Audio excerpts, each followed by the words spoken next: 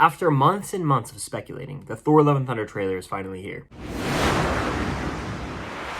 What's going on, guys? I'm Chris and welcome back to another video. Today I'm going to be giving you my breakdown or just my thoughts on the Thor Love and Thunder trailer. I have a reaction that you can check out if you have not already. This is just going to be more laid back and me kind of talking about the trailer itself, some things I noticed, some things I hope to see. But before I get into that, make sure to hit the like button, comment down below your thoughts on this trailer or your predictions for the movie, and make sure to subscribe and hit that notification bell so you don't miss out on any future videos like this one. Alright, so we're just going to go frame by frame with the trailer. It starts out with Thor running as a kid and it kind of transitions to him in what looks like a comic accurate suit as he gets a little bit older, and then eventually we see the oldest version of him walking through fire, and we cut to a shot of him burying Stormbreaker in the ground. Obviously, Stormbreaker was wielded with Groot's arm, so it makes sense that he'd be planting it and kind of putting Stormbreaker away. But he says, these hands were once used for battle, now they're humble tools for peace. And we get this gorgeous shot of him sitting on this planet next to a tree. It gave me Tree of Life vibes, honestly. I don't know if anyone else got that. And also like Binary Sunset in the original Star Wars, the way he's looking out, contemplating his life and what direction he wants to go in. It looks like this movie's going to be this character piece on Thor where he's definitely having to start this new chapter, which is symbolic because he is the only original Avenger left, pretty much, that is like still kicking it with solo movies. So it makes sense that he's having to rethink his life, and they're definitely going to take this character in a new direction. He even says, I need to figure out exactly who I am, so you can tell this is going to be a character study and contemplative piece on Thor's life, essentially. And under this tree as well, he's meditating, so I'm sure we could get a flashback scene with Odin or scenes of him with Loki, maybe even just flashbacks to him throughout his life in the MCU so far. And then he opens his eyes, and my God, am I captivated by his blue eyes. What a guy. Also, the music choice by Taika Waititi is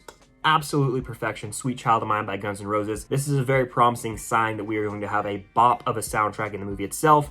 Ragnarok had great use of music, the Guardians films do, so it would make sense that this movie would follow suit. We then get one of my favorite sequences in the trailer where we see Thor training with chains, and I predicted, as well as everyone else, we were going to see an epic training montage, and I've always said it's got to use the Rocky music, whether that's Gonna Fly Now by Bill Conti or Eye of the Tiger. I really think they'll play into that. He'll be listening to some Rocky music as he trains. And then we get a shot of Thor with the Guardians, and they're fighting on a planet, and the Guardians are in the background, and Thor says, I want to choose my own path, and he has this sleeveless jacket. This is my favorite iteration of Thor we've seen in all the footage and set photos so far, where he's rocking the tank top and he's got this like sleeveless jacket on. It looks pretty dope, and I think they're calling him Ravager Thor, which excites me because this is a badass version of Thor. And then I realized the shot after that is Thor in what looks like his normal attire with Stormbreaker, so who really knows what Marvel trailer trickeration is going on, like when each shot is actually taking place. That's kind of how they roll. And then he says the line, my superheroing days are over. So Thor might be trying to hang it up, but we all know he's going to be Thor for a while. Or this could be the last appearance of him in the MCU, and they could just be passing the torch on to Natalie Portman, who we're going to talk about in a second. Now, I do want to talk about this shot because the Guardians leave, and it looks like the Guardians of the Galaxy drop Thor off somewhere, but that could be more Marvel trailer trickeration. You know how it is.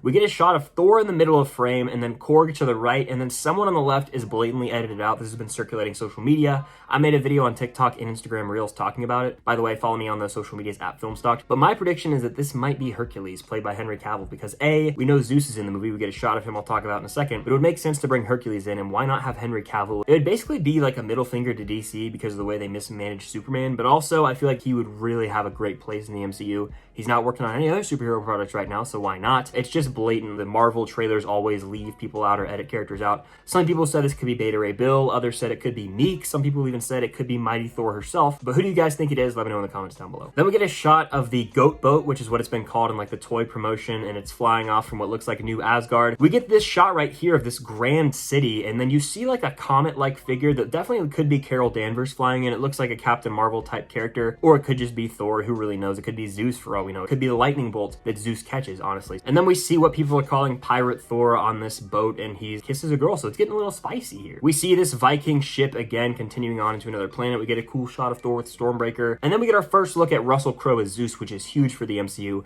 because we're getting into the Greek mythology side of things finally. Then we get this shot as well that is gorgeous of Korg and Thor, and they're looking off in the distance, and many people have compared this to a comic panel because it does look pretty accurate to that. We also get a shot of New Asgard. There's like some yachts and cruises and a bunch of other stuff, so it's going to be cool to see Valkyrie again in New Asgard. We also get a shot of Valkyrie. It looks like she's in this political boardroom, so who knows what's going on there. It could be New Asgard's role. I believe there's a subtitle somewhere that discusses political turmoil in New Asgard, so she could be having to be responsible for dealing with the political side of that new realm. Peter Quill then has the most emotionally resonant line from this entire trailer. He he says, "Remember what I told you. If you ever feel lost, just look into the eyes of the people that you love." Obviously, Star-Lord looks off into the Guardian's eyes. No Gamora, of course, R.I.P. The other variant version of her is somewhere out there in the galaxy. I'm sure that will be touched on in Guardians 3 or the holiday special. But we get a funny bit because Peter Quill is looking at the Guardians, but Thor is looking at Star-Lord. And it's a very funny moment, but it also kind of shows how Thor has nobody anymore. His whole family's been wiped away.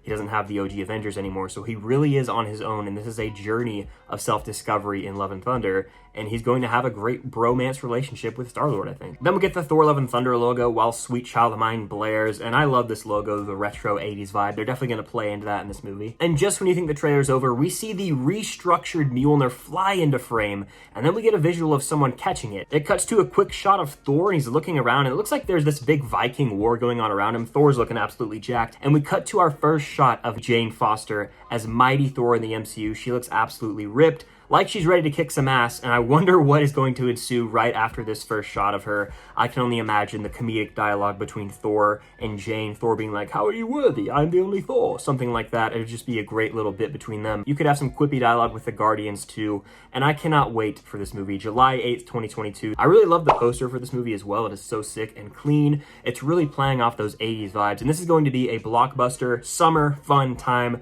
The movie of the summer, arguably, as it comes out in July. It's going to dominate that box office the entire month, and it's just going to be a blast. I think this is going to be a step up from Thor Ragnarok, which is a really solid MCU movie, but you got the Guardians of the Galaxy, Mighty Thor. We didn't even get our first look at Gore the God Butcher, the villain played by Christian Bale. We didn't get a look at that in this teaser, so we're going to see him in the next trailer. I bet he will probably be the money shot, but he has the potential to be a top 3 MCU villain. Overall, this teaser gave me everything I wanted. I'm satisfied. We finally can shut up about when we're going to get footage from Thor Love and Thunder. But what do you guys think of this first teaser? Let me know in the comments down below. After this teaser, what is your most anticipated MCU movie for 2022? Make sure to hit the like button, subscribe, and hit the notification bell, as I'll be covering all the Marvel content for the rest of the year. Thank you guys so much for watching, and until next time, see you guys later.